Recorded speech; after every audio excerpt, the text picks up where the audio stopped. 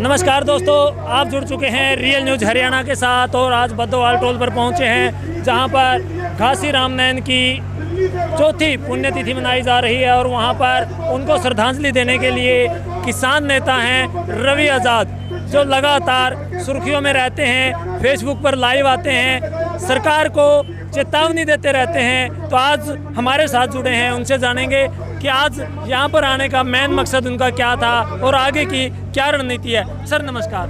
जी नमस्कार, सभी आपके दर्शकों को राम राम जी। आज बद्दोवाल टोल पर आप पहुँचे हैं जी, आपका मेन मकसद यहाँ आने का क्या है?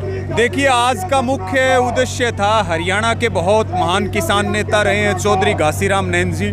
आज उनकी चौथी पुण्यतिथि थी। आज उनके संघर्ष को याद करने के लिए और उनको अपने श्रद्धा सुमन अर्पित करने के लिए पूरा संयुक्त किसान मोर्चा और इस क्षेत्र के आसपास के जिलों के हजारों की संख्या में माताएं, बहनें, नौजवान साथी और बुजुर्ग पहुंचे हैं और सबने उनके संघर्ष को याद किया और उनको श्रद्धांजलि देते हुए जो भारत बंद की जो एक बड़ी कॉल है 27 सितंबर की, उसकी तैयारियों पे पूरी रणनीति तैयार की है।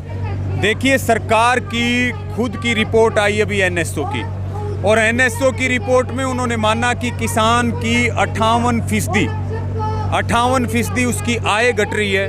इसी के साथ में जो कर्जा है वो मात्र 6 सालों में 47,000 से 74,000 हो जाता है।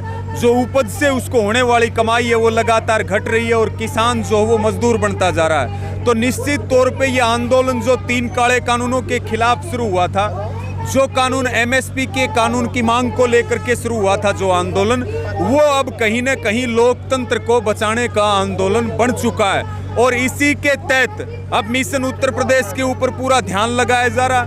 सरकार रोज नए षड्यंत्र रच रही है, क्योंकि अब इस देश में बीजेपी का मतलब हो गया गुंडागर्दी, बीजेपी का मतलब हो गया बलात्कारियों की पार्टी, बीजेपी का मतलब लुटेरों की पार्टी, बीजेपी का मतलब किसानों की हत्यारों की पार्टी, मजदूरों के हत्यारों की पार्टी। लोकतंत्र को बेचने वाले कौन हैं? बीजेपी वाले।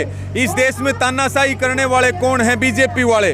तो ये बीजेपी की डेफिनेशन हो चुकी है और अब की बार देश ने तय कर लिया है कि या तो आंदोलन की बात सुन ली जाए, नहीं तो अब की बार नारा देश ने दे दिया, अब की बार बीजेपी का अंतिम संस्कार किया जाएगा। कुछ दिन पहले बीजेपी के बड़े नेता का बयान आया है कि किसान तो गदर मचा रहे हैं। गदर का किसानों को गदर की डेफिनेशन दी है। अनिल विज द्वारा ये बयानबाजी दी गई थी। देखिए, अभी मुख्यमंत्री कह रहे थे कि विशेष वर्ग का आंदोलन है और अनिल विज कह रहे हैं कि ये गदर आंदोलन, इसको गदर नहीं आंदोलन नहीं, इसको गदर कह सकते हैं। और इनके सहयोगी अजय चौटाला जी भी तरह तरह का ज्ञान बांटने का काम कर रहे थे, लेकिन हमने इनको हर कदम पे पहले भी ठोक के जवाब दिया, आज भी जवाब दे रहे और आगे भी जवाब देते रहेंगे कि गुंडागर्दी अगर कोई कर रहा है तो वो आरएसएस, बीजेपी और उनके सहयोगी कर रहे हैं। रही बात विशेष वर्ग के आंदोलन की, तो ये आंदोलन 36 जात सब धर्मों का है और सरकार को अब पूरी तरह से हरियाणा में जैसे सरकार किसान चला रहा 9 महीने से, ऐसे ही अगर बात की तरफ ध्यान नहीं दिया गया तो केंद्र की सरकार भी और प्रत्येक राज्य में भाईचारे की किसान सरकार, किसान नौजवान, माताएं, बहनें चलाने का काम करेंगी। लगातार किसानों द्वारा दुष्यंत चौटाला का इस्तीफा मांगा जा रहा था, लेकिन उनके पिताजी ने कुछ दिन पहले बयान दिया है कि दुष्यंत के इस्तीफे से कुछ नहीं होने वाला, ये जो कानून है ये सही है। इस्तीफे से कुछ हो या ना हो, इस्तीफे से बहुत कुछ हो जाता है। इस्तीफों से आंदोलन जीते जाते हैं, इस्तीफों से सरकार बनती और बिगड़ती है। और वो तो भूल गए चौधरी देवीलाल का इतिहास, जब सरकार बदल जाया करती थी सड़कों पे बैठने से, इस्तीफा देने से। तो हम तो ये मानते हैं कि इस्तीफा देते तो उनका कुछ वजूद बचता। अब तो वो पंछी के चुनाव भी नहीं जीत पाएंगे। वो कह रहे हैं हमारी रगों में। आज उनको ये तक बताने की जरूरत पड़ेगी, आप अगर वो चौधरी देवीलाल जी की जयंती क्यों नहीं मना रहे, आप उनसे पूछिए कि वो 25 तारीख में उनकी जयंती हरियाणा में क्यों नहीं मना रहे हैं, इस बात का जवाब। और आज उनको ये बताना पड़ रहा है कि हमारी रगों में भी देवीलाल का खून है। हम तो ये कह रहे हैं कि अजय चौटाला जी को अपना और अपने परिवार का डीएनए टेस्ट करवाना चाहिए। हम तो नहीं मानते उनकी रगों में देवीलाल का खून है। अगर देवीलाल का खून होता तो वो सरकार को ठोकर मार करके और आंदोलन के साथ खड़े होते। वो लोग लूट खसोट करने के लिए, घर भरने के लिए जिस पार्टी को किसान का वोट मिला, गांव देहात गरीब मजदूर का वोट मिला, जिसको बीजेपी के खिलाफ वोट मिला, आज वो जाकर के उनकी गोदी में बैठ गए, आज वो जाकर के बीजेपी की गोदी में बैठ गए। यही जेजेपी वाले कहते थे जो बीजेपी को वोट देगा वो कौम का गद्दार है। आज सबसे बड़े कौम के गद्दार तो जननायक जनता पार्टी अजय चौटाला जी और उनका बेटा है। ये मुख्य बात है जी।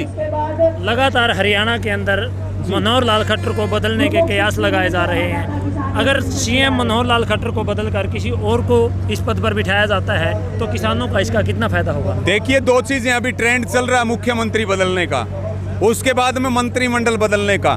पहले वाले मंत्री पूरी सुविधाएं भुगतते हैं, पेंशन बनवा करके चले जाते हैं, फिर उनकी जगह 22, 23, 50 नए आ जाते हैं। ये वजन आखिर किस पे पड़ रहा है? लोकतंत्र पे। ये वजन किस पे पड़ रहा है? देश के आम आदमी पे।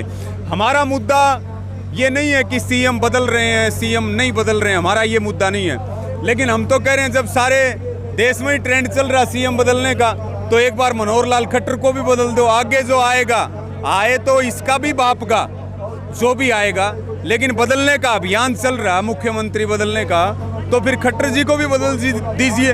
और होना भी चाहिए, बदलाव तो जरूरी है। अगर इनको ये इसी को बदलाव मानते हैं, इसी को ये विकास और सुधार मानते हैं, लेकिन असल मुद्दा मुख्यमंत्री बदलने से नहीं सुलझेगा।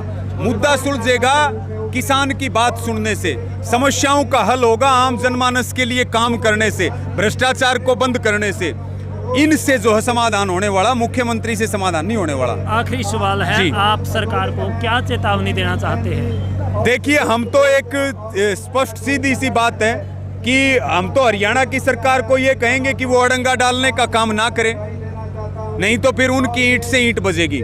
दूसरी बात, केंद्र की सरकार को ये बात कहना चाह रहे हैं कि वो मानव अधिकार आयोग और सुप्रीम कोर्ट के नाम पे आंख मिचौली साजिशें षड्यंत्र रचना बंद करें। रास्ता हम ना पहले मीटिंगों में गए, ना आगे मीटिंगों में जाएंगे। मीटिंगों में जाएंगे तो 3 काले कानूनों की वापसी और एमएसपी के कानून की मांग को लेकर के जाएंगे। और देशवासियों से ये अपील है और सरकार को ये चेतावनी है, या तो सुधर जाओ, नहीं तो फिर आपका इलाज किया जाएगा। और इस मोदी सरकार को और बीजेपी को, खट्टर सरकार को उखाड़ करके देश फेंकने वाला है। और जनता इसी प्रकार से जुटी रहे, निश्चित तौर पर जीत हमारी होगी, जीत लोकतंत्र की होगी, जीत संविधान की होगी, जीत किसान गरीब मजदूर की होने वाली। तो ये थे हमारे साथ रवि आज़ाद, किसान नेता, जिन्होंने विभाग से कहा है कि जब तक कानून रद्द नहीं होते तब तक ये धरनों पर रहेंगे। देखते रहें रियल न्यूज़ हरियाणा।